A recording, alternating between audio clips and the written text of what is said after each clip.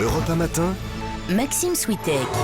Et avec donc Guy Berenbaum pour Vue du Net, la Syrie s'enfonce toujours un peu plus dans le chaos, on en a parlé tout à l'heure, mais des Syriens continuent inlassablement à utiliser Internet pour que le monde n'oublie pas leur calvaire. Absolument, à peu près 70 000 morts, 1 million de réfugiés dont la moitié seraient des enfants, une catastrophe absolue pour reprendre les termes même de l'ONU, et pourtant, presque de manière inespérée, il y a toujours des témoins et des témoignages, notamment grâce au web et aux réseaux sociaux. Oui, comme ces jeunes de la ville de Homs qui photographient leur ville.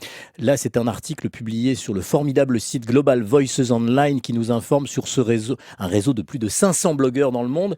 Leila Nachawati Rego, traduit par Claire Ulrich, raconte comment, quand la contestation du régime a commencé en Syrie en mars 2011, il y a juste 2 ans, un groupe d'amis vivant à Homs, tous âgés de moins de 25 ans, se sont mis à photographier ces manifestations sans précédent dans leur ville.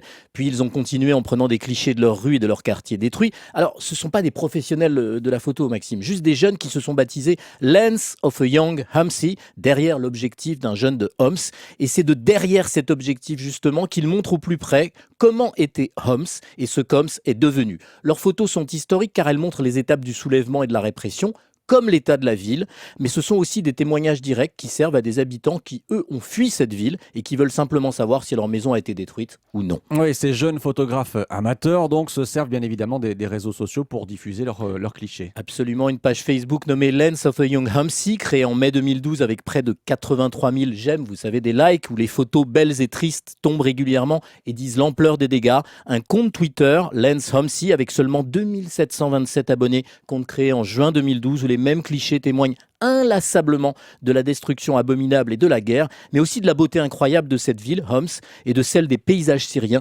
Parfois même, une fleur sauvage pousse comme un défi au milieu du désastre. Oui, on voit cette photo sur europe1.fr avec cette fleur jaune effectivement au premier plan et derrière des bâtiments détruits.